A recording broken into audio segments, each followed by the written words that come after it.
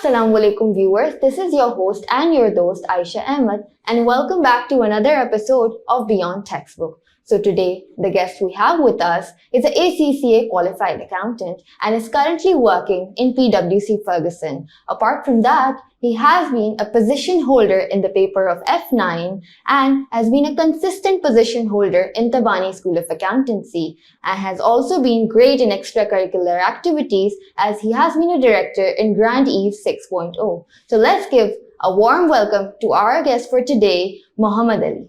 Assalamu alaikum. Walaikum salam. How are you? Alhamdulillah, I hope you're doing well. Yes, alhamdulillah. Thanks for without, having me. Thank you. So without any further ado, let's start off with the questions. I want to ask you, why ACCA? आपने क्यों join किया? What was the inspiration or why did you lead off to ACCA? So basically, pre-medical में मेरा कभी भी interest था ही नहीं. Okay. So pre-engineering में कुछ एक्सटेंट तक इंटरेस्ट था. Like मुझे मैथमेटिक्स जो है जनरली पसंद थी.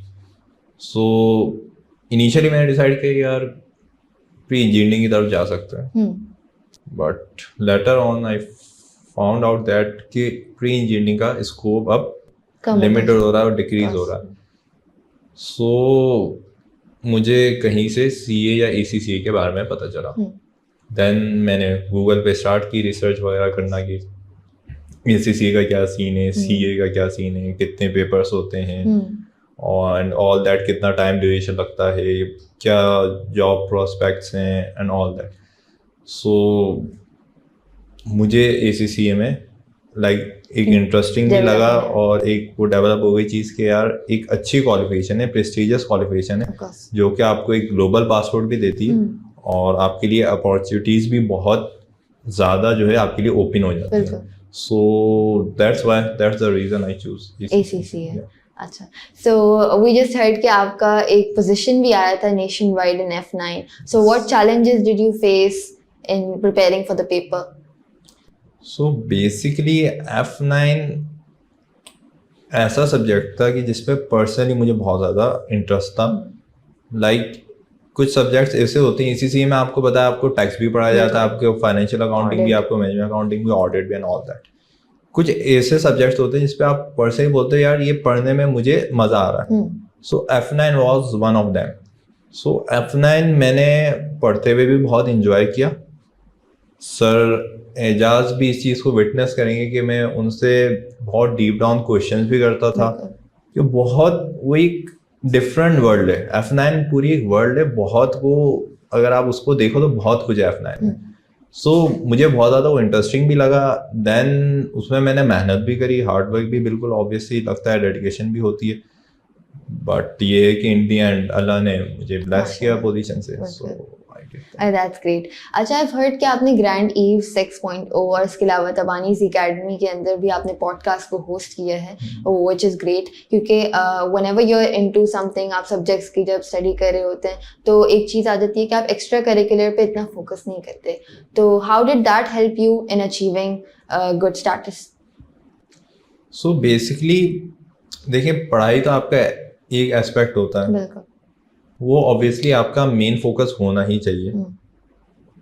नो डाउट इन इट कि ऑब्वियसली आपने पास आउट होंगे, जॉब सब कुछ, वो सारा सीन एक है.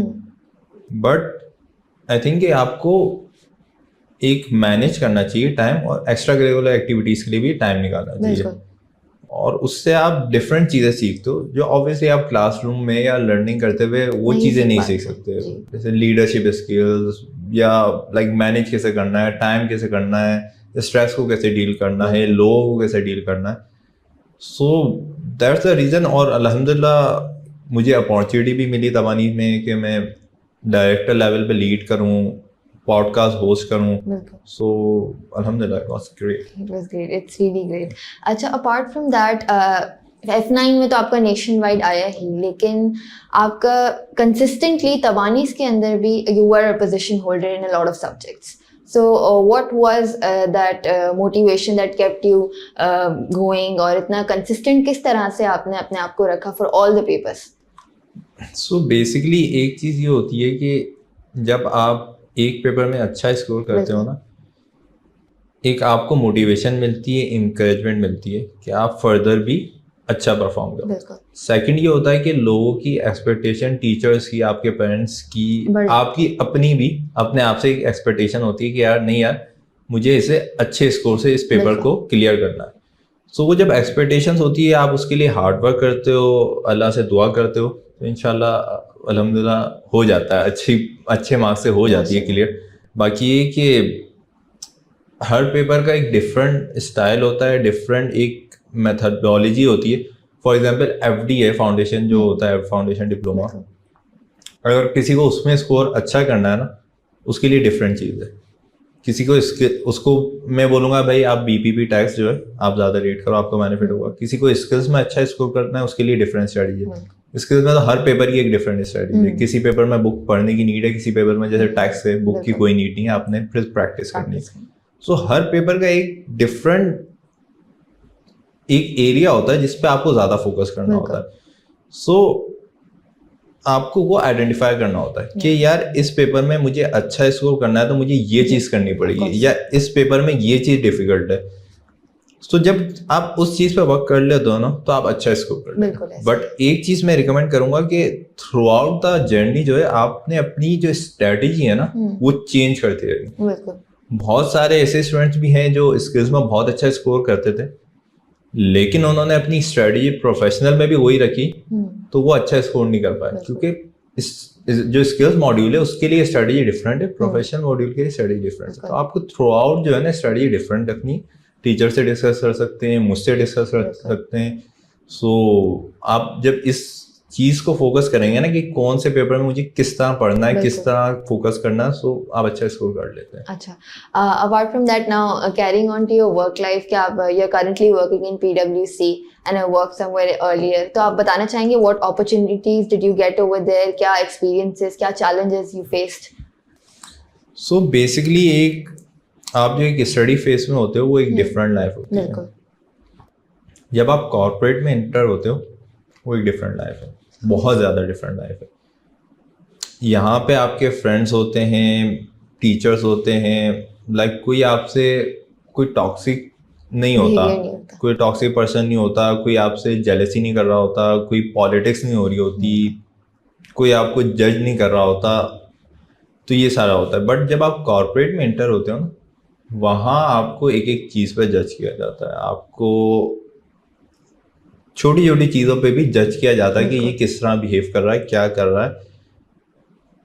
और पॉलिटिक्स और वो सारी चीज़ें भी एक एक्सटेंड तक होती हैं, तो आपको उसमें इवॉल्व करना एक थोड़ा सा एक डिफरेंट स्टाइल होता है। वो ऑब्वियसली फ्रेश ही जब जाता है तो उसको थोड़ी सी डिफिकल्टी होती है, बट विद टाइम वो चीज़ भी आप कर लेते हो, हाँ ओवरकम हो जाती है। So that's the thing. So now moving on to the next question, which is कि last September attempt थी from which you qualified, you gave 2 papers together, which is AAA, Audit and Assurance, or SBL. So how did you tackle them? So basically AAA और SBL जो हैं वो मेरे last 2 papers थे। मैंने पूरी ACC की जर्नी में कभी भी 2 पेपर्स सिंगल अटेम्प्ट में नहीं दिए। सही। ऑलवेज मैंने ये किया कि एक ही पेपर एट अ टाइम देता था। बट लास्ट अटेम्प्ट में ड्यू टू सम सर्कमस्टेंसेस मैंने सोचा कि यार नहीं, इस टाइम एक चैलेंज लेते हैं और 2 पेपर्स अटेम्प्ट करते हैं। अच्छा, अब 2 पेपर्स मेरे यही रहते थे और ये कुछ एक्सटेंड तक कॉम्पैटिबल भी हैं। अच्छा, AAA is basically you know, अगर आप ACC की किसी भी स्टूडेंट से बोलेंगे AAA, सो वो एक उससे वो हो जाएगा कि यार AAA advance audit and assurance 32 या पता नहीं 34% पासिंग रेशियो है उसका। बट AAA मुझे जनरली इतना ज़्यादा वो नहीं लगा, क्योंकि वो बहुत ज़्यादा प्रैक्टिकल पेपर है। उसके लिए अगर आप प्रैक्टिस करो पास्ट पेपर की, अलॉन्ग विद टाइमर लगा के आप जितने भी प्रैक्टिस प्लेटफॉर्म पे हैं पास्ट पेपर उन सब की आप प्रैक्टिस करो, सो वो हो जाता है। अच्छा, SBL जो है, मुझे SBL ज़्यादा डिफिकल्ट लगा पर्सनली स्टार्ट में, क्योंकि SBL का फॉर्मेट बहुत डिफरेंट है। लाइक आप पूरे ACC के पेपर्स आप एक तरफ रखते हैं, SBL एक तरफ रखते हैं, क्योंकि SBL का फॉर्मेट ही बिल्कुल डिफरेंट है। उसमें आपके पास प्री सीन होता है, और उसमें आपके पास लाइक जो पेपर में क्वेश्चंस भी आते हैं वो भी कोई आपकी नॉलेज टेस्ट नहीं हो रही होती, आपकी प्रैक्टिकल स्किल टेस्ट हो रही होती है। सो उसमें मुझे स्टार्ट में चैलेंज हुआ, और इवन के पेपर की ड्यूरेशन में भी मुझे फील हुआ कि यार ये मैंने 2 पेपर्स का डिसीजन क्यों ले लिया। ट्रिपल ए का पहला पेपर था मेरा, ट्रिपल ए अल्हम्दुलिल्लाह अच्छा हो गया था, बट एसबीएल का पेपर डिफरेंट होता है, वो कोई नॉलेज से नहीं आ रहा होता। अब मैं एसबीएल का जब पेपर की ड्यूरेशन में था, एक जहाँ में वो हो गया कि यार ये गलत डिसीजन ले लिया या ये क्या आ गया पेपर में and all that. But main चीज़ ये होती है कि आपको अपनी जो मेंटेलिटी है ना वो पॉजिटिव रखनी है। सो मैंने 2 मिनट का पॉज लिया, मैं कहा यार देखें जो भी है 1 लाख रुपीस का पेपर था, ठीक है, वो बुक किया है, अब ये पेपर पास तो करना है, ठीक है। अब ये जो भी क्वेश्चंस आ गए यही हैं, अब जैसे भी हैं, अच्छे आए बुरे आए, अब यही पेपर है, यही है, और इसमें पैसा भी लग चुका है, टाइम भी लगा है, मेहनत भी है, तो इसे करना है। सो एक चीज़ जो मैंने देखी है कि एक आपकी प्रिपरेशन एक तरफ होती है, बिल्कुल, पेपर के ड्यूरेशन में आप जिस तरह हैंडल करते हो ना, बहुत काउंट होता है, स्ट्रेस वो बहुत काउंट होता है। अगर आपने कोई स्ट्रेस हैंडल कर लिया ना, आपका पेपर फेल नहीं होगा, क्योंकि प्रिपरेशन हर कोई करके जाता है।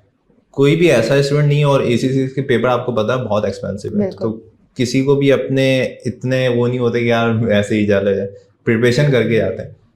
बट एक मेंटल गेम जो है ना, वो आपको वहाँ पे एक दिखानी पड़ती है कि यार नहीं, आपने सब कुछ कर लिया, जितनी भी कर ली ना, फिर आप बोले यार मैं जितनी मैक्सिमम कर सकता था मैंने कर दी प्रिपरेशन, अब मैं अल्लाह ताला पे ट्रस्ट करके पेपर देने जा रहा हूँ। सो जब आपकी ये मेंटालिटी होती है कि अल्लाह ताला पे ट्रस्ट करके जा रहा हूँ, एंड वही अल्लाह ने ही मेरा पेपर पास करवाना है, उन्होंने ही क्लियर करवाना है। सो जब आपका ट्रस्ट अल्लाह पे होता है ना, तो वो एक आप मेंटली भी, अगर आप अपने ऊपर रहोगे ना, यार देखो मुझे अपनी प्रिपरेशन से पास करना है, तो आप पेपर में जाके हो जाओगे, क्योंकि प्रिपरेशन से काफ़ी डिफरेंट आता है पेपर। और जब आपका अल्लाह पे ट्रस्ट होता है ना, तो आप एक मोटिवेटेड रहते हो, और एक आपको बस ये फील करना है कि पेपर रुकेगा नहीं। आपने अगर ये फील किया कि यार मैं पास कैसे होऊंगा, या पास होऊंगा या नहीं होऊंगा, तो हाईली चांसेस आप उस पेपर फेल ही हो जाएंगे। अगर आपकी ये मेंटालिटी नहीं, यार ये पेपर मुझे पास तो छोड़ो, मुझे बहुत अच्छे स्कोर से क्लियर करना है, तो बहुत अच्छा स्कोर ही आएगा। सो ये मेंटालिटी होती है ना, जिसके लिए एक और भी जिसको बोला जाता है कि आप जो है ना इमेजिन करें कि भाई आपको क्लियर, तो वो चीज एक मैटर करती है। So the question I want to ask next is, what are the prospects that an affiliated ACCA faces in Pakistan? So basically ACCA की जॉब मार्केट जो पाकिस्तान में मैंने देखी है वो काफ़ी ग्रोइंग भी है, और अभी भी अगर आप देखें लिंक्डइन पे या ACCA करियर्स पे आपको जॉब मिलेगी ACCA की। सो आई डोंट थिंक सो कि अगर आप ACCA एफिलिएट हो या स्टिल आप ACCA फाइनलिस्ट भी हो ना, कि आपको जॉब ना मिले। जॉब मार्केट बहुत अच्छी है, बहुत ज़्यादा रिक्रूटर्स हैं, प्राइवेट कंपनीज फर्म्स बहुत ज़्यादा ACCA को प्रेफर भी कर रही हैं और हायर भी कर रही हैं, अच्छे पैकेजेस पे भी कर रही हैं। सो बस मैटर ये करता है कि एक देखें आपकी क्वालिफिकेशन तो हो गई, अब वहाँ पे जब आप जा रहे हैं ना, फर्म में जा रहे हैं या कॉर्पोरेट पे जा रहे हैं, वहाँ पे सारे ACCA ही होंगे, ठीक है, ACCA एफिलिएट भी होंगे, ACCA फाइनलिस्ट होंगे, जो भी रिक्वायरमेंट है वो उसके एक्सटेंट के हिसाब से होंगे। बट आपको डिस्टिंक्ट क्या चीज़ करती है, आपको डिफ्रेंशिएट क्या करती है बाकी कैंडिडेट से, मेन चीज़ मैटर ये करती है। तो उसमें एक चीज़ तो ये होती है कि इंटरव्यू स्किल्स, कॉन्फिडेंट, आपने कॉन्फिडेंट रहना है, आपने कम्युनिकेशन स्किल्स आपकी अच्छी होनी चाहिए। कुछ बेसिक इंटरव्यू की जो वो होती है ना, कि आपने लाइक रियल लेना है, आपने कोई चीज़ इस तरह शो नहीं करनी कि वो इंटरव्यूअर जो है आपके बारे में कुछ नेगेटिव बना ले, ना बन जाए। हाँ एग्जैक्टली, आप कुछ इस तरह की चीज़ ना बोल दें कि इंटरव्यूअर के जो माइंड में है ना, वो आपका एक नेगेटिव इमेज क्रिएट हो जाए कि यार ये इसने क्या बोल दिया है। सो वो आपको थोड़ा सा कंट्रोल रह के सोच समझ के बोलना पड़ता है कि आप क्या बोल रहे हैं, एंड बाकी टेक्निकल तो ऑब्वियसली कि आप जब करके आए होते हो एसीसी तो टेक्निकल्स में आपको ज्यादा रिवाइज ही करना पड़ता है, ठीक है। फॉर एग्जांपल जैसे मैं कल इंटरव्यू है तो मैं शायद थोड़ा बहुत रिवाइज कर लूँ टेक्निकल, बट टेक्निकल से ज्यादा जो मैंने चीज देखी है ना जो मैटर करती है वो सॉफ्ट स्किल, वो आपकी कम्युनिकेशन स्किल, वो ये है कि आपका इंटरव्यू कैसा होता है, आप बात किस तरह करते हो, आप कन्वे किस तरह करते हो। टेक्निकल्स पे मैंने बहुत ज़्यादा इंटरव्यूज दिए हैं, मैंने बहुत ज़्यादा बैंक्स में भी मेरी सिलेक्शन हुई थी, फिर लकी को इंडस्ट्रीज में जो जानते हो उन्हें पता होगा वहाँ इतना इजीली क्लियर नहीं होता, तो वहाँ भी मेरा सिलेक्शन हुई थी, वहाँ मैंने 6 मंथ्स जॉब भी की है, फिर उसके बाद ये फर्गूसन में भी। सो एक चीज़ जो मैंने नोट की है कि टेक्निकल नॉलेज बहुत ज़्यादा टेस्ट नहीं होती, फर्स्ट थिंग। सेकेंड, अगर टेस्ट होती भी है ना तो टेक्निकल से ज़्यादा इंटरव्यू ये देखता है कि जो जनरल क्वेश्चंस थे ना उसका किसका आंसर, लाइक आपकी जो अब जैसे इस तरह जनरल क्वेश्चन होते हैं, आपका करियर प्रोस्पेक्ट क्या है, आप की एक्स्ट्रा करिकुलर एक्टिविटीज क्या है, फॉर ऑब्वियसली अगर आपकी कोई होंगी एक्टिविटीज तो आप बता सकेंगे ना। सो दैट्स द रीजन कि मैं रिकमेंड करता हूँ कि एक्स्ट्रा करिकुलर एक्टिविटीज में भी रहें। सेकंड ये है कि आप ट्राई करें कि ACCA अच्छे मार्क्स से क्लियर करें, पोजीशन से क्लियर करें, वो एक चीज आपको डिफरेंशिएट करती है, और जो आपकी फर्स्ट जॉब होती है उसमें एज आपको 100% मिलता है। आप बी इट अ फर्म और अ कॉर्पोरेट, अगर आप पोजीशन होल्डर हैं तो आपको एज मिलेगा। वो बोले उनका ऑब्वियसली एक चीज रियलिस्टिक भी एक माइंडसेट यही होगा कि यार ये टेक्निकली साउंड है, अगर पोजीशन होल्डर है अच्छे मार्क्स के लिए टेक्निकली साउंड है, बाकी सॉफ्ट स्किल अगर आपकी अच्छी है तो इंशाल्लाह आपको हर इंटरव्यू क्लियर होगा। सो ये वाली चीज। So before wrapping up, I just wanted to ask you a question कि आप ACCA स्टूडेंट्स को क्या ऐसी एडवाइस देना चाहेंगे कि वो पेपर्स जो है कंसिस्टेंटली पास करें और किस तरह से वो अपने आप को मोटिवेटेड रखें कि पूरी तरह से पढ़ सकें? सो बेसिकली पहली चीज़ तो ये है कि माइंडसेट, आप एक माइंडसेट ये मेंटेन करें कि हर पेपर मैंने फर्स्ट अटेम्प्ट में क्लियर करना है, और सिर्फ क्लियर ही नहीं, मुझे बहुत अच्छे मार्क्स से क्लियर करना है। एक फर्स्ट चीज़ होती है आपका माइंडसेट, आपका माइंडसेट ये होना चाहिए। सेकंड ये होता है कि आप किसी भी पेपर को ये नहीं बोले यार ये AAA तो पता नहीं क्या पेपर होगा या किस तरह पास होगा, या जैसे नेगेटिव थिंक होती है ना, मेरे उस फ्रेंड ने दिया था 3 बार रुका था उसमें, इस तरह की चीज़ें आप नहीं सुना। आपको बहुत लोग बताएंगे कि मेरे फ्रेंड का जो ये 3 बार रुक गया, मेरा 4 बार रुक गया, बहुत मुश्किल है, क्लियर नहीं होता, ये नहीं होता, वो नहीं होता। आप इस सबको बोले हाँ ठीक है भाई सही है, जो क्या सही है, ठीक है ना, मैं अब करूंगा, मैं क्लियर करूंगा, मैं फर्स्ट अटेम्प्ट में करूंगा। देखिए किसी भी पेपर का अगर 32% में पासिंग रेशियो कर रहे हैं ना, 32% इज पासिंग, तो आप ये माइंडसेट रखें कि मैं उस 32% में भी तो हो सकता हूँ, मैं क्यों नहीं होऊंगा, लाइक मैं भी सबकी तरह ही पढ़ रहा हूँ तो मैं 32% में हो सकता हूँ। सो एक तो चीज़ है माइंडसेट। सेकंड ये कि स्ट्रेटजी, आप हर पेपर की एक डिफरेंट स्ट्रेटजी रखें, बी इट के फाउंडेशन का हो, स्किल्स का हो, प्रोफेशनल का, आप through out the ACCA journey आप अपनी एक स्ट्रेटजी चेंज करें। एग्जामिनर की एक्सपेक्टेशंस को जो है ना वो आप मीट करें, उसको अंडरस्टैंड करेंगे कि यार एग्जामिनर चाह क्या रहा है मुझसे। एक तो ये चीज़ हो गई। थर्ड ये है कि आप एक टाइम टेबल बना के फॉलो कर सकते हैं कि अगर आप लास्ट मंथ में स्टार्ट कर रहे हैं तो आप एक लिख लें कि यार देखें फॉर एग्जांपल मेरे पास 20 डेज है ना, तो आप एक देखें यार ये सारे डेज हैं और मुझे ये सब करना है। फिर आप उससे हर डे के अकॉर्डिंग आप एलोकेट कर दें, फॉर एग्जांपल कि मुझे चैप्टर नंबर 1 रीड करना है, मुझे एक पास पेपर करना है, ये मेरा आज का ये टास्क है। सो इस तरह आप पूरा एक मेंटेन कर लें पेपर की डे से, पहले एकदम मेंटेन कर लें कि इस टाइम पे मुझे मॉक अटेम्प्ट करना है, इस टाइम पे मुझे प्रीसीन करना है, इस टाइम पे ये करना है। जब आप इस तरह एक पूरी चीज़ मेंटेन कर लेते हैं ना तो एक आपको पता चल जाती है कि यार एक तो चीज़ ये आप समझ जाते हैं मैनेजेबल है, ठीक है। आप वैसे आपको लग रहा होता है यार ये करना है, आप कभी ये चीज़ स्टार्ट करेंगे, कभी ये चीज़, एक आपके पास क्लियर एक रोड मैप आ जाता है कि ये करके मुझे पेपर तक जाना है। सेकेंड ये होता है कि आप फिर उस टारगेट को मीट करें, जो भी टाइम लगे उस पर। लोग नॉर्मली मुझसे इनबॉक्स वगैरह पे क्वेश्चंस हो रहे होते हैं कि आप कितने आवर्स जो है वो पढ़ते हैं या पढ़ते थे। इसका आंसर मेरे पास नहीं है, क्योंकि मुझे भी नहीं पता मैं कितने पढ़ता था या नहीं पढ़ता था, ये क्या सीन था, क्योंकि मैं बस एक टारगेट सेट करता था अपना और वो टारगेट मीट करता था। अब वो हाफ आवर में हो जाए या बीच में मैंने मोबाइल यूज़ कर लिया, रील्स देखना स्टार्ट कर दी, हाफ आवर वहाँ लगा दिया, तो उसमें मुझे 2 घंटे लग जाए, डजंट मैटर, मुझे टारगेट मीट होना चाहिए। मेन चीज़ ये। थर्ड ये कि आप अपनी टीचर से कनेक्टेड रहें, टीचर से आप डिस्कस करें, क्वेश्चंस करें क्लास में, आप चुप करके नहीं बैठे हैं भाई, जो टीचर पढ़ा रहा है, आप बस बैठे हुए सुन रहे हैं। आप इंटरेस्ट लें उसमें, और जो चीज आपको नहीं समझ आ रही हो ना, आप ऑन स्पॉट क्वेश्चंस करें। सारे टीचर्स बहुत अच्छे हैं, आप कभी भी क्वेश्चन करेंगे कोई आपको कुछ बोलेगा नहीं, ठीक है। आप ऑन स्पॉट क्वेश्चंस करें और वो आपको बिल्कुल क्लियर करेंगे। बेसिकली होता ये है कि अगर आपका जब क्वेश्चन कोई क्लियर नहीं होता ना, तो वो एक आपके माइंड में एक चीज, फिर उसके आगे वाली चीज आपको समझ नहीं आएगी, वो चीज आपकी वहीं स्टक हो जाएगी, यार ये चीज तो ये है, ये तो एक जो माइंड में आपका एल्गोरिथम बन रहा होता है ना, एक वो फ्लो जो बन रहा होता है, वो आपका एक ब्रेक हो जाएगा, आपको उसके आगे वाली चीजें समझ नहीं आएंगी। सो ऑन स्पॉट टीचर से डाउट क्लियर करें कि सर ये चीज मुझे समझ नहीं आई, आप अगेन रिपीट कर दें, या इसमें मुझे ये फर्दर क्लैरिफिकेशन चाहिए, अगर ऐसा होता तो ऐसा होता, इस तरह करके आप क्लियर करें अपने डाउट। एंड एक और चीज ये कि आप, एक तो चीज हो गई कि टीचर से गाइडेंस लें। सेकंड ये होता है कि आप देखें आपने आसपास जो हाई अचीवर्स होंगे, आप उनसे कांटेक्ट करें।